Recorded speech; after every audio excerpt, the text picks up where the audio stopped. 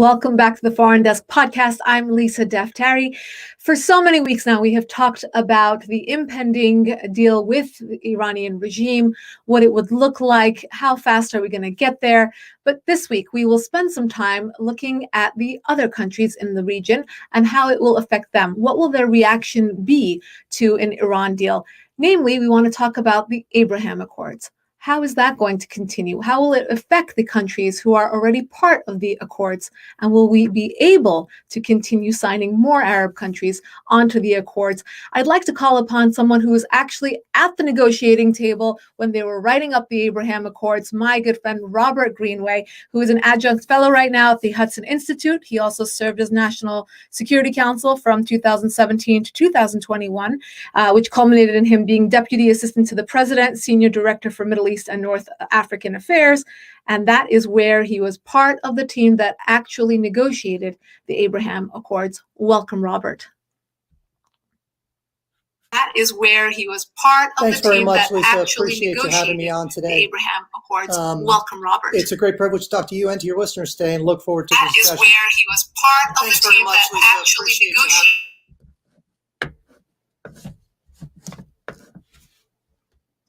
All right, Robert, there's a bit of an echo. Let's try that again. Thanks very much for having me today, Lisa. Appreciate the opportunity and look forward to having Robert, the there's discussion. A bit of an echo. Okay, we still have an echo. Let's see what's going on here.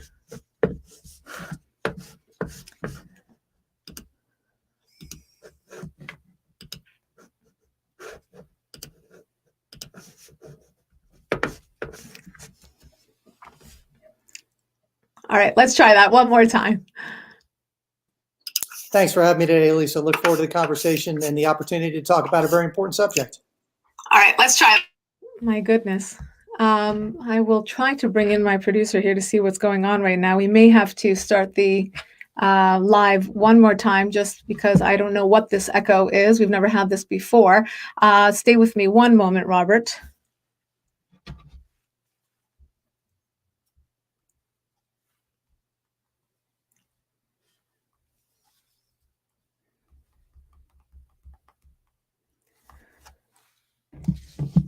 One, two, three, testing. Is there an echo now?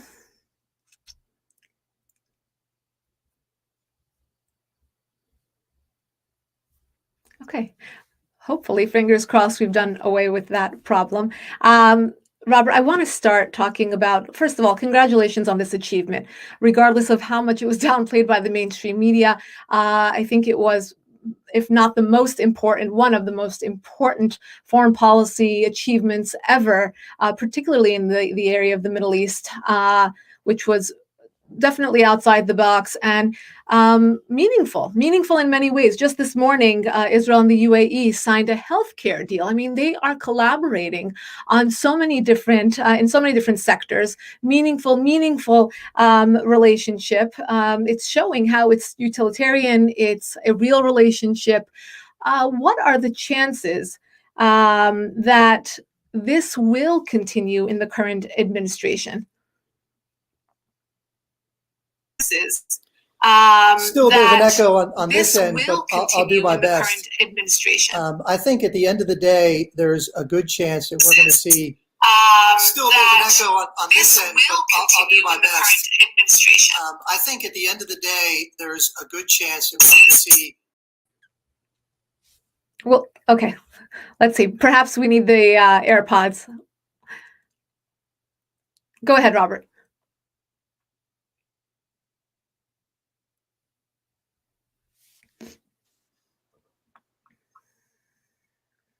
All right, AirPods connected. Hopefully that helps. Go ahead. Right, so it's a great question. And ultimately, I would argue, and I think others that participate in this, that U.S. leadership was essential.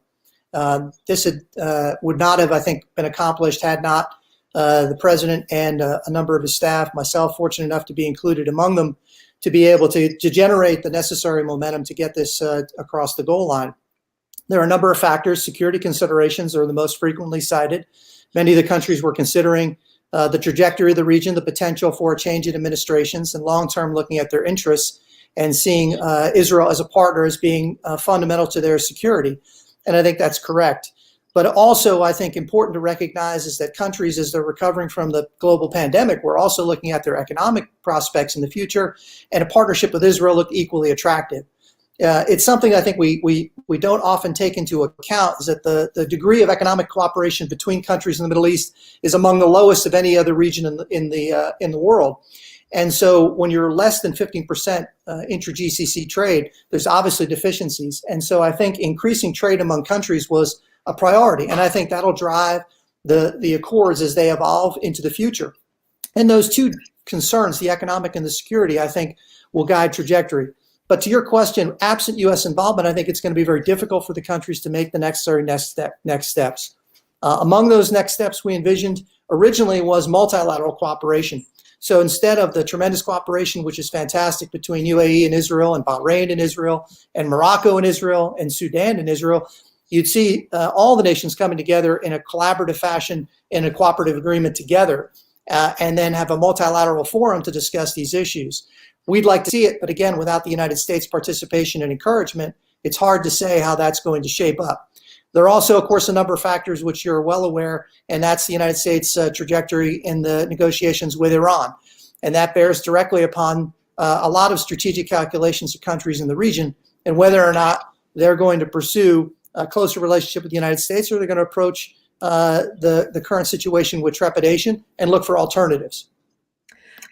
Speaking of participation from the United States, a bipartisan bill came out of the House Foreign Affairs Committee this week that actually called upon the United States to carry this forward. Let's continue. Let's find new partners in the Arab world to normalize relations with Israel. But I mean, we have to look at the realities here, right? So Biden administration, within the first, week of coming into office, reinstated or said that they would reinstate aid back to the Palestinians. They are, burning the midnight oil to get back into an Iran nuclear deal, yesterday, and they've been somewhat cold to Israel, even though we had Lloyd Austin say and we had Jake Sullivan say that we are loyal to Israel. I mean, the 3 weeks were very, very pronounced in Biden waiting to call Bibi Netanyahu when he first came into power.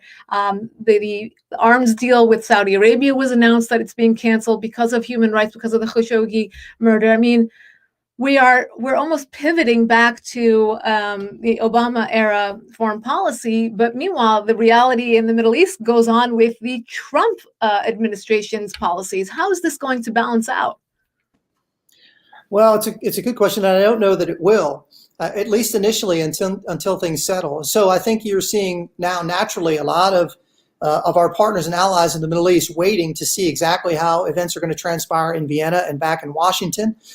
And in their own capitals. There's also a number of independent political decisions happening in each of the countries, certainly within Israel.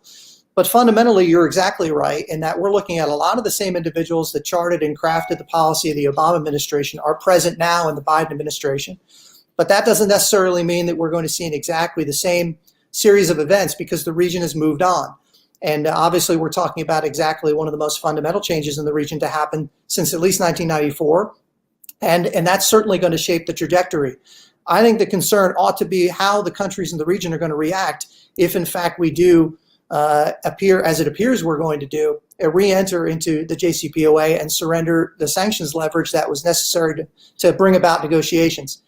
And look, at the end of the day, the regions, of course, have to look after their own security interests, and they will.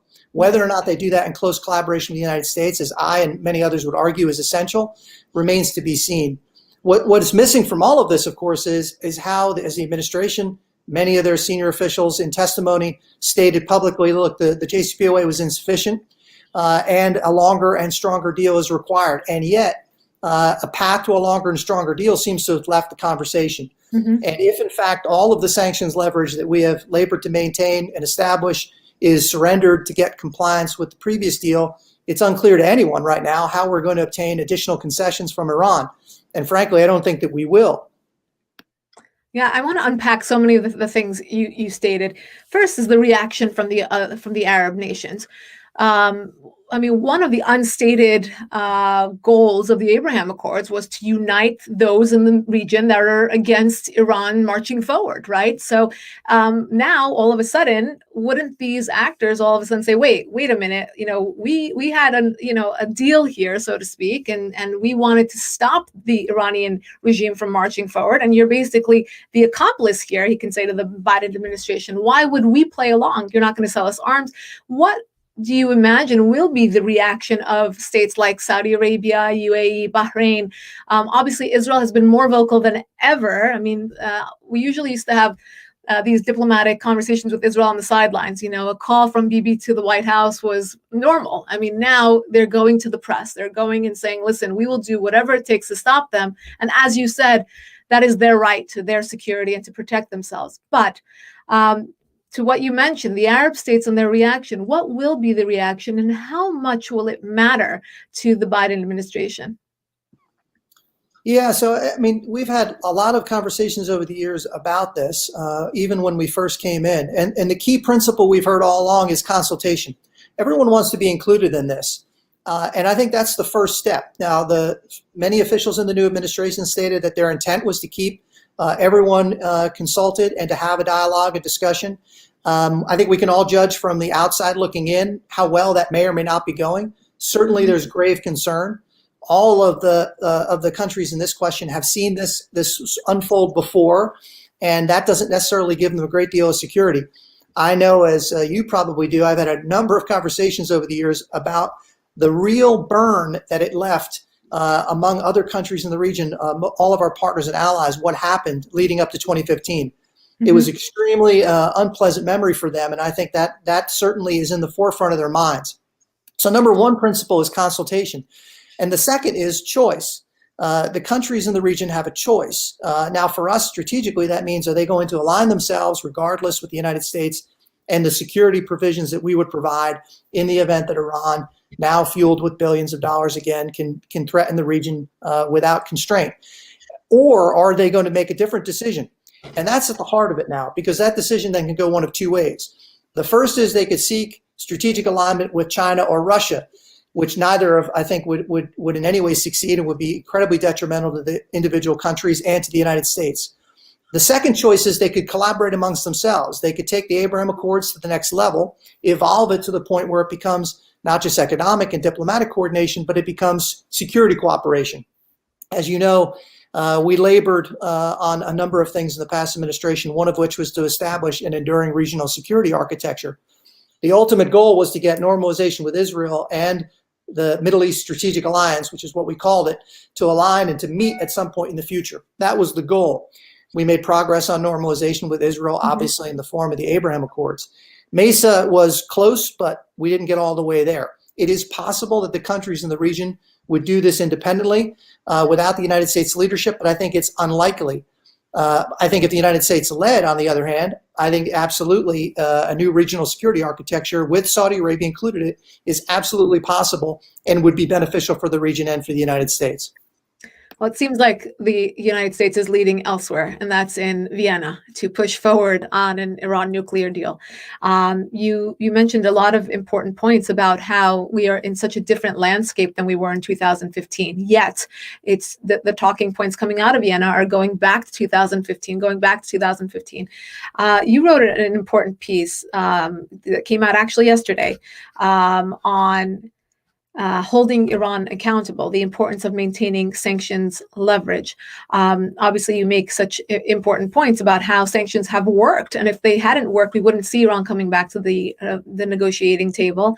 And we have seen, as much as they're playing this game of chicken, the United States hasn't blinked yet to actually remove those sanctions. But you speak of leverage, and I thought that was so important to stop for a moment and say, well, they've already taken the Houthis off the terror list. They have already stated, both Kamala Harris and Joe Biden, while they were running, while they were campaigning, they stated out loud that we will go back into an Iran nuclear deal. I mean, how much leverage are you really using when you're telling your opponents that you win? The bottom line is you will win. Now, how we get there, how Is leverage even part of the goal or the game for the Biden administration? Well, so ultimately, look, the question of leverage is present. So the real issue, I think, is how they use the leverage that we provided them.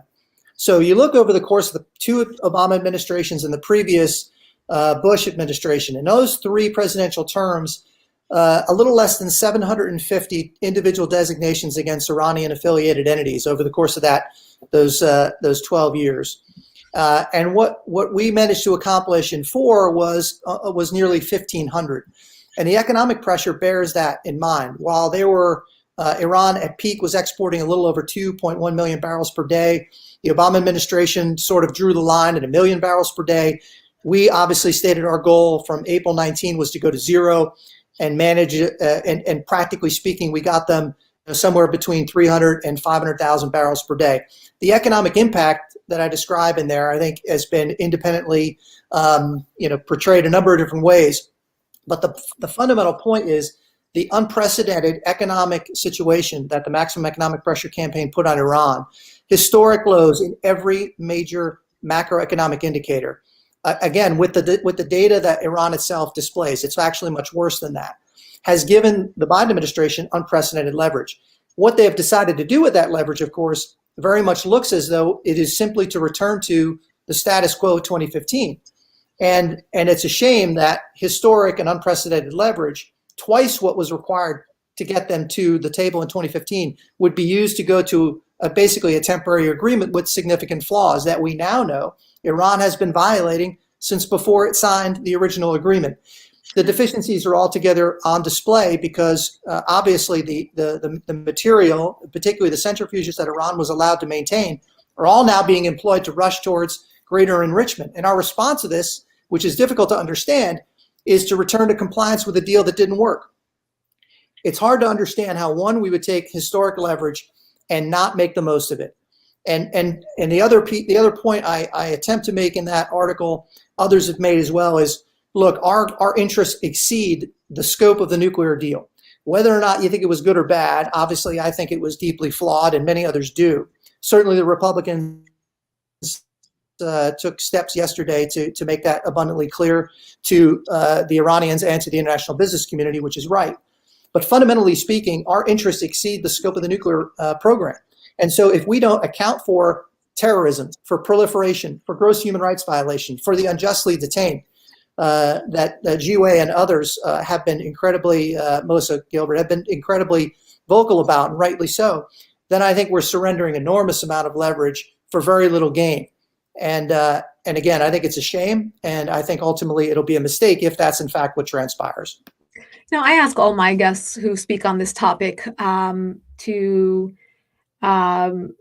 really, dig a little deeper, and to what you're saying. I mean, it can't be explained through diplomacy or through any sort of political play that they would really lose this opportunity to use leverage, that they would surrender to an enemy state that calls for death to the United States, death to Israel, human rights violations. They're not shy about telling us about, increased uranium enrichment. The people of Iran tell us they're the crimes daily. And here we are trying to whitewash all of that. How can this be explained? Well, not easily is the short answer. Among the reasons, I was brought to the NSC in the first place to start working on Iran under the previous administration is because my background is practical and has been, working in the countries in the region for some 30 years and dealing with Iran for many decades. And that's sort of my education with Iran is certainly eminently practical. And so, as we know, the Quds Force in particular is responsible for the execution of Iran's foreign policy. It's not the diplomats in Vienna. I mean, Zarif, I think, was uniquely frank some weeks ago and was asked point blank on Iranian television whether or not he had control over Iran's foreign policy, and he said no, he doesn't. That's one of the few times I think he's uttered something that was accurate. It's also why, if you recall, when Bashar al-Assad visited Tehran now some 2 years ago, and Zarif wasn't even invited to the meeting, and he threatened to resign, which he's done before. Ultimately, my education with the Quds Force, like many others in the region, leads me to conclude that you're not supposed to give Iran the benefit of the doubt.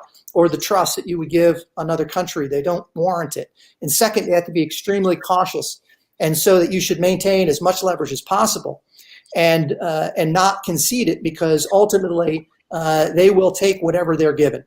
And the unfortunate reality is relief from sanctions, which brought them to the negotiating table, which is their principal goal, starves them of the resources to threaten their neighbors. And what everyone in the region is paying close attention to is, if the spigots are opened back up and resources flow back into Tehran, and the regime is given an additional lifeline, those resources will not go to the benefit of the Iranian people. They will not go to food, medicine, water, irrigation projects, or communications technology, nothing that the Iranian people need or want or deserve. They will instead go to oppression and regional terrorism. And its missile program obviously is a witness of this. And the drones that are provided in enormous quantities to the Houthi in Yemen, et cetera, are all manifest to this reality. The Iranian people know it. The people in the region know it. The difficulty, I think, is making those in Vienna and those in the current administration really understand that truth before we're able, I think, to make real progress. You know, it's the irony of the people who are standing behind the people in Iran, the people who are saying that this money will go into terrorism, are on the right. Whereas, you know, you have all these, where are the human rights advocates on women's rights, on the journalists being thrown into prison for a mere Facebook post, the gays being hanged? I mean, where are all these interest groups that, you know, would speak about this, you know, if it were in the United States or anywhere else? But when it comes to Iran, they'd rather have a, you know, policy of appeasement, kumbaya, you know, they're great. I mean, how did this happen?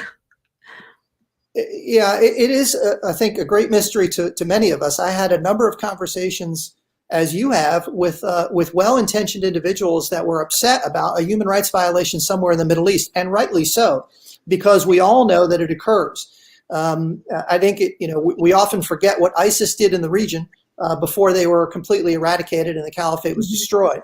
But I think there are plenty of instances where you see outrage, and at the same time, it's not commensurate when it comes to Iran. And somehow we suspend not just disbelief with Iran, we also suspend the truth and the reality of what's going on and what's happening to individual citizens inside of Iran.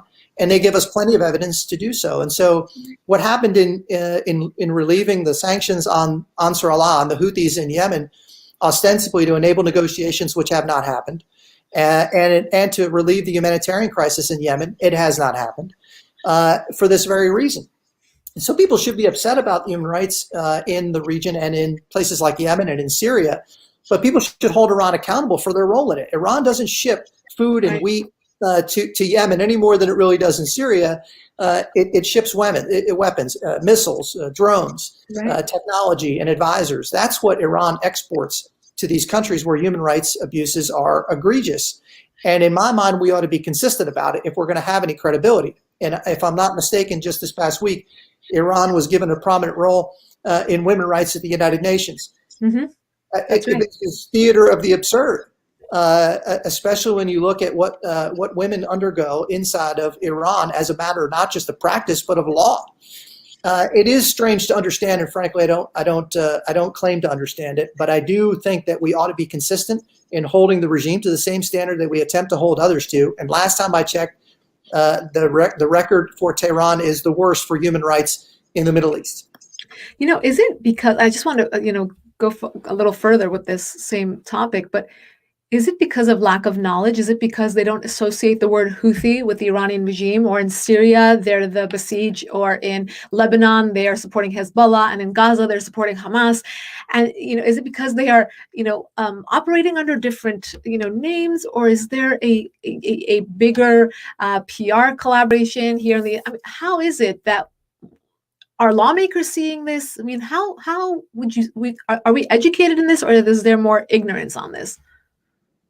Well, look, I always think there's more to learn on any subject, this included. But I don't know that it's ignorance. I think that the principal problem is one, you rightly point out, connecting the activity of the Houthis in Yemen with Iran. People sort of understand it, but I don't know that that's well understood. And some, frankly, don't see it at all. But I think there are also other agendas at work. And so I think that those that are keen to hold the Saudis accountable tend to blame the Saudis for everything bad that happens in Yemen. I think the same is true inside Syria and inside Gaza and the West Bank. And look, there's plenty of blame to go around, but I think we ought to be consistent in how we do it. Unfortunately, the facts would tend to support the conclusion that Iran and its surrogates and proxies are more responsible for humanitarian suffering than almost anyone else inside the region, including places outside of Iran itself. I would argue certainly that the principal obstacle between our ability to provide humanitarian assistance to the people in Yemen is Iran and the Houthis, without question. And I think the facts support that conclusion. And I would say the same is true in Lebanon, without question. And I feel incredibly, I really empathize with the people in Lebanon for the suffering that's now on full display, and they almost have no hope in the future, largely because Iranian-sponsored Hezbollah has taken over the government since the Doha Agreement in 2004. And unless that changes, I see little prospects for a brighter future in Lebanon, at least in the near term. Right. Absolutely. I think this brings us to an important discussion about the role of the media in all of this. Obviously, I even started out talking about how in the Abraham Accords, they decided to kind of dumb that down and talk about it. I think Nancy Pelosi called it a non-socially distant event on the White House lawn. Just to put it down and belittle its real significance in foreign policy. Now we see the media is driving the Iran nuclear deal. We see them really whitewashing so much of what's going on and promoting the removal of sanctions, promoting going to Vienna and getting a deal, and calling that really an achievement. The Washington Post did a piece this week. U.S. provides Iran with a list of sanctions it will and will not lift. Already pushing, again, creating the momentum that the sanctions will be lifted, therefore we will get into a deal, right? And in the piece, it cites an unnamed State Department official. Wonderful journalism, right? And it says, the Trump administration deliberately and avowedly imposed sanctions involving the terrorist label, even though they were done purely for the purpose of preventing or hindering the U.S. return to compliance with the nuclear deal. We are basically, in this piece, trampling a U.S. president for the only outcome being to vindicate a bunch of terrorist mullahs and go forward with a deal. Yeah, it's the Washington Post. This is and it happens. And I'm sorry to cut you off. The New York Times does it. The Washington Post does it. They all do it, and it's just bad national security, if not anything else.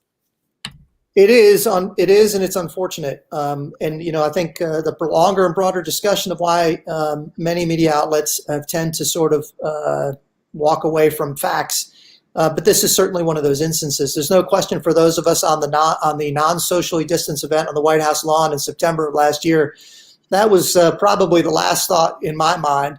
And I think for everyone there. And there was, by the way, I was there, and it was an honor of a lifetime to be invited as I was at the White House with Jared Kushner for many of the meetings. A handful of us journalists were invited as guests and not covering the event. But I can tell you that we all wore masks. I mean, you were there, everyone wore masks. It was socially distant. And I think, when I even posted pictures of the event, the detractors, that's the first thing they say, I see you're not wearing a mask. And, my response was, for the picture, I took off my mask. You can see it. My hand was behind me. You could see the mask in my hand. But, it's just to minimize.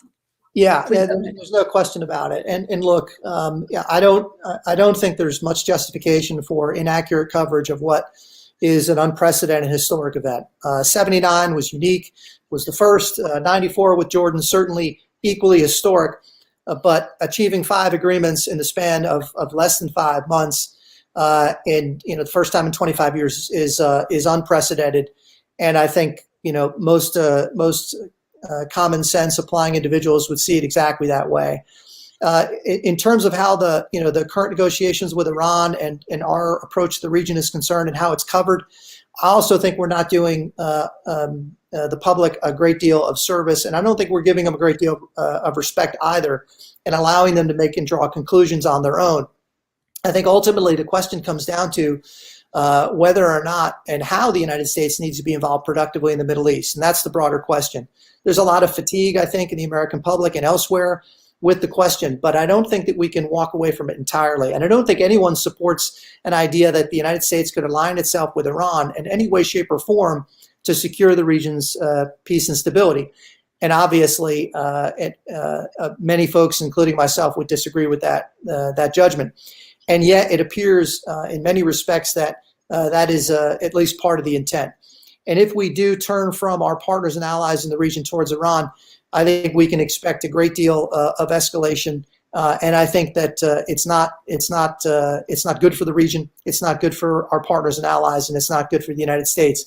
And as we're coming out of and recovering from a global pandemic, and one of the things they desperately need, not just in the United States as an exporter, but other countries, is energy so that we can resume our normal lives. And it's also, I think, doubly a shame because, as you mentioned, we handed a historic opportunity to really align our partners and allies in the region together in a way that hadn't been done before, to stand up against terrorism in all of its forms, including those that are sponsored by Iran. And I think it's unfortunate if we get to the point where that is surrendered in order to return to compliance with a deal that is already expiring and is already being violated. I hope that's not where we end up, but it does appear as though we're on track for it. And I hope those in the media, remember what their responsibilities are and objectively call the facts as applicable. There's going to be a great deal, I think, of risk associated with the next couple of months. Yeah, absolutely. I want you to walk people through, because I don't think this is talked about enough.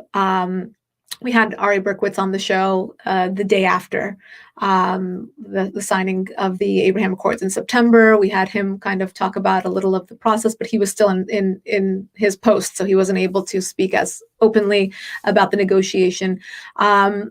Walk us through from initiation of even the idea to signing on September 15th. What was the process like? I'm going to ask you more specific things about the actual negotiations, but can you just walk us through a quick timeline of how it just came about? Sure, and happy to. And I'm sure I can improve on what you've already heard from Avi, but I'll try. The first thing to remember in this, in the origins of the Accords, again, as I mentioned before, there were two sort of fundamental approaches that the Trump administration was applying toward the Middle East. If you had to boil it down to its essential components. The first was sort of dealing with certainly the destruction and the defeat of ISIS, which we accomplished. And the second was to contain Iran and to ensure that it was not destabilizing the region any further and creating conditions to return to negotiations. So those two things were the actions we were taking against our adversaries. The other equally important part of this, all set forth in the president's comments from his historic trip to Riyadh in May of 2017, was to establish a regional and enduring security architecture. And that encompassed two parts. First was MESA, which we discussed, I mentioned earlier, and then the second is the normalization with Israel, which manifests itself in the Abraham Accords. So from the beginning, we focused on those priorities and put those in motion. From the beginning, defeating ISIS was the immediate priority. Addressing the threat from Iran was certainly the second, and took up a great deal of our time and attention, and rightly so. The discussions with Israel on normalization with its neighbors happened very quickly. We established early on a formal process for coordinating our strategy with Israel. That was complete and documented and done by December of 2017. If you recall, we had concluded and completed the first ever in history strategy for dealing with Iran in September. The president announced it on 13 October. And we had, at that point, again, established a process for coordinating with Israel. We talked about normalization, but the priority was first Iran. If you fast forward a little bit, the next probably major milestone along the way was Secretary Pompeo's hosting in Warsaw of a regional security dialogue.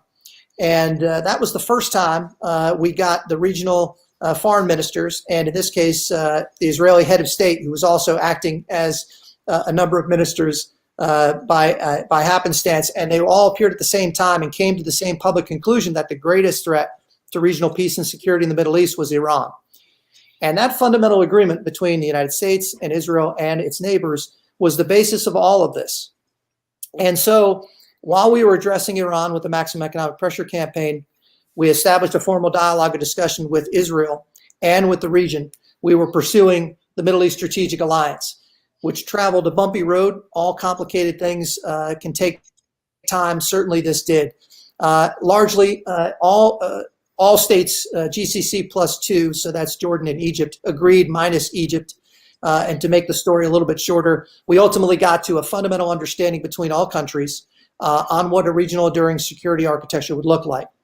At the same time, by the summer of 2018, we really knew largely what the Emirates were looking for in terms of normalization, what it would take for normalization between the UAE and Israel. We weren't able to get to the finer points of it until probably December of 2019. And in the summer of 2018 also, we had known enough about our discussions with Morocco to know what it would take for Morocco to get to normalization. In their case, the resumption of normalization. So they had one time had that, as you know. And so the deals were well established. The principles and the communication channels were there. That fundamental agreement on what the principal threat to the region's peace and stability was essential to it all. And our relationship, the president's relationships, Jared's relationships, Secretary Pompeo, Secretary Mnuchin, Avi, and those of us working along with them in support made this possible. But it wasn't until COVID hit and delayed things where we were able to formally resume conversation. And then UAE, we were able to renew conversations between both Israel and the UAE by late August of 2020. And by that time, we rapidly came to a conclusion on what it would take to get the parties to agree. Once that had been accomplished, Bahrain was the initial focus thereafter. And I have to give the UAE a great deal of credit, as I have to for Israel, for being incredibly flexible and supportive. But both in UAE's case with Mohammed bin Zayed and with the leadership in Bahrain, the king was absolutely, and his staff, the crown prince included, were incredibly cooperative, forward-leaning, and have great strategic vision. And so the result was the call on the 13th of August. And then obviously we had the signing ceremony, and we're lucky enough to get all three together at one time. The conversations then shifted to Morocco and Sudan. I spent a good bit of that time in November, December in Morocco working through the details. And frankly, the chief obstacle in coming to normalization with Morocco was on the U.S. side more than anything else. I don't think it was complicated between Israel and Morocco. I think it was mostly in the United States. And that had to do with really the recognition of sovereignty, Morocco's sovereignty over the Western Sahara, now the southern provinces. Once we were able to conclude that, things fell into place. And as you know, Sudan, the chief obstacles were removing them from the state-sponsored terrorism list, which was already in motion because they had met the criteria for removal, and then dealing with the economic concerns to maintain stability for both Prime Minister Hamdok and General Burhan. I'll pause there because I think I covered a lot of ground. You did, but I noticed you didn't mention the Palestinians in your timeline. And I know that they were obviously, you'll weave that in for us. What would you say to the critics who say that by design, President Trump and his team wanted to marginalize the Palestinians from the get-go? Well, I think that's a very easy answer, and thanks for bringing that up. What I probably should have mentioned in that a very abbreviated timeline was what I think everyone recalls is the president and Jared and Avi releasing the vision, the plan for peace and prosperity in the Middle East, which happened in January of last year. And obviously, that took years and took an enormous amount of effort. There's, I think, no corollary to the detailed plan that was put forward to propose the resolution of the conflict between the Palestinians and the Israelis. A lot of credit goes to Jared, Avi, Jason Greenblatt, and the team for putting that together and for putting the work into it and hosting a conference in Bahrain on the economic prosperity. So I don't think it's I don't think anyone could really defend the fact that no time and effort was put into it, or that it happened first before the normalization agreements with other Arab states were concluded. I think the real question we all, I think, understand is that the Palestinians were not then, nor are they now, in a position really within themselves, I think, to begin the process of negotiation. But to be frank, the table is set, and the dialogue and discussion could happen at any time. And we've provided a very, very detailed plan to form the basis of that conversation. Yes, I remember from a journalistic point, White House, to see the Peace and Prosperity Plan before it was on embargo, before it was released, and it was that weekend we got notification that it was basically dead on arrival. The Palestinians wouldn't even look at it, and that's when they went to Bahrain, and your story continues. So that is absolutely true, and we saw it from this side as well. A lot of what and there's so many questions I'm sure many of our viewers have about the intricacies of the deal and, how long it took and what the conversations were like. But I want to go to something more macro, and that is the focus that you all very astutely had on the people of the region more so than anything else. And I think the Abraham Accords represents that, a future of prosperity between the peoples of the Middle East, which leaves out the Palestinians and now leaves out the Iranian people. 80 million people, a majority of that number being disenchanted with their government and saying, we want better, we want more. I call the Abraham Accords on this show, I've said it from the day the administration announced the Abraham Accords, I call it the real Arab Spring, because that's when the Arab people came to life and said, we have a future outside of our borders. We have a future with technology, with apps, with tourism, and the list goes on. And obviously, we're seeing that in motion in the aftermath.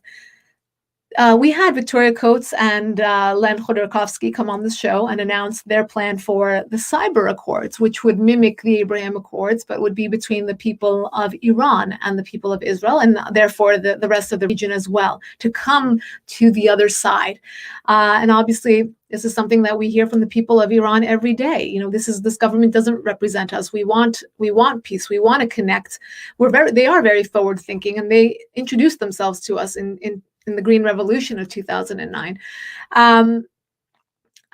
From your negotiation standpoint, and I know that with the Abraham Accords, there were some, those chief assumptions, those underlining, those pinnings that really make you or give you the ability to mend the rift. How would this look like? Is there a possibility for something like the Cyrus Accords to come to life? And what would it look like from your perspective?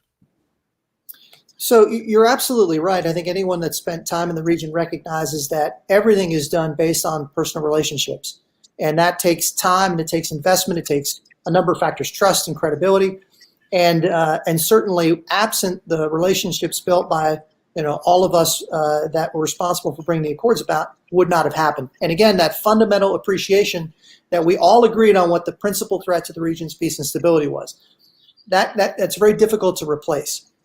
I would add to something that I think many folks have identified before, that most of the individuals responsible, including those in the region, including many heads of state, are first and foremost, in a lot of ways, businessmen.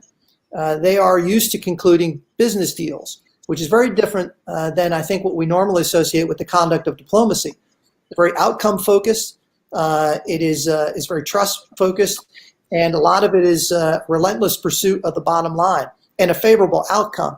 And I think all those are true. And this is one of the best deals, I think, where everyone walks away thinking that they got exactly what they anticipated and more, and they're right. To your question about the Cyrus Accords. And credit to Len and Victoria, who are both dear friends, and I greatly appreciate their vision in seeing what essentially to me is a return to the past, because we all can remember a time, well, maybe not all, but we can remember a time before 1979 where that was the case, where there was cooperation between Israel and Iran on a number of critical issues. Right. And in fact, as you probably know, a pretty historic economic project between Israel and the UAE is going to complete the pipeline connecting the Mediterranean and the Red Sea, which was started in the 70s under the Shah, but is going to be concluded under the auspices of the Abraham Accords. And I think that shows what the potential is. And you're right, the people in the region and the people in Iran see time passing them by. And I think that that's a powerful motivator. No one wants to get left behind in the progress that's being shown and is on full display between the UAE and Bahrain and Israel and Sudan and Morocco. And I think even Egypt and Jordan enjoying normalized relations and peace with Israel for decades longer.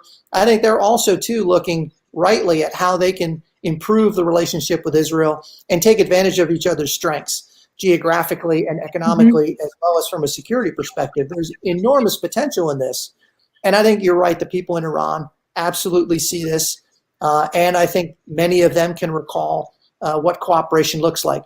And look, at the end of the day, selling perpetual conflict, war, terror, and death, eventually that's not or if at all, that's not a terribly persuasive argument. It's not something that's very easy to sell.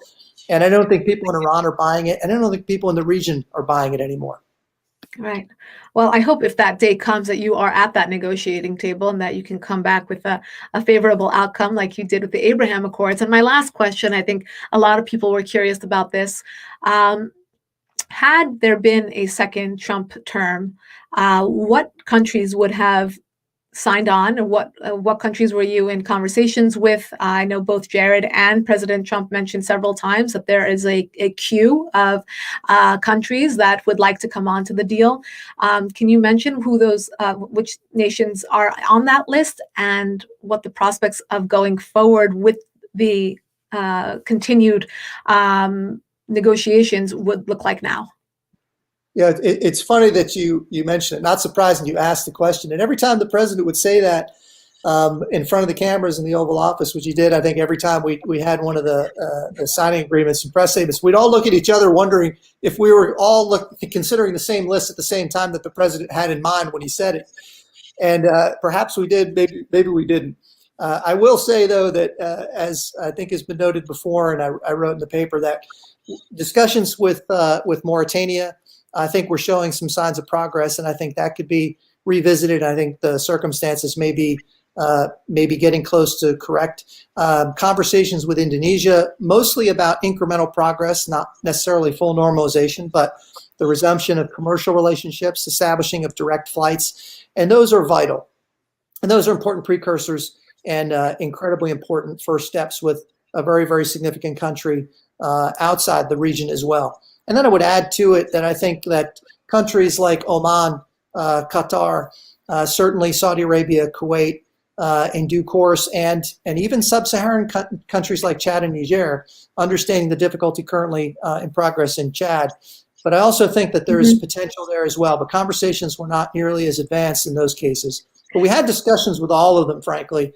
And we also shouldn't forget, even though not expressly part of the Abraham Accords, we shouldn't forget the progress in Kosovo either. Wonderful. I mean, that's it's a long list of really changing and shaping the mood of the region.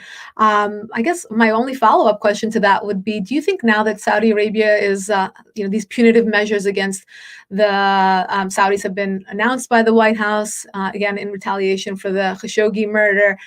Do you think that would push them sooner to go cozy up with Israel in maintaining that relationship? So it's a great question, and I think, look, it is unfortunate that we're rethinking our security cooperation with a country that's receiving almost daily barrages of missile and drone attacks that are provided by the Iranians. And look, we can't forget the fact that we have a lot of U.S. personnel, civilians and military personnel, still inside the kingdom by mutual agreement. And there's also a number of innocent civilians, Saudis as well as other regional partners, exposed to these attacks on a regular basis, all against the very definition of terrorism, blatant attacks against civilian infrastructure to shape opinions and views. It's a bad precedent. It's not efficient. It's not practical. It doesn't protect U.S. interests. And a lot of the things that we're pausing are exactly the types of equipment and munitions that Saudi Arabia needs in order to defend itself and everyone else in the region from these attacks. And it's not going to be limited to Saudi Arabia. The Houthis have publicly stated they intend to be able to target Israel as well. And they've obviously targeted global maritime trade in the Bab el-Mandeb and in the Red Sea, as well as in the Gulf of Oman. So it is broader than that, and I think it's incredibly short-sighted, and hopefully it'll get resolved. In terms of whether or not Saudi Arabia would approach normalization with Israel, I think the question is not a matter of if, it's a question of when. Everyone speculates on time. Not my place to do that. I would say is that the United States can and should do a great deal in order to encourage Saudi Arabia to make that decision. I think it'd be good for the kingdom. I think it'd be good for Israel. It'd be good for the United States and for the region, certainly under the circumstances.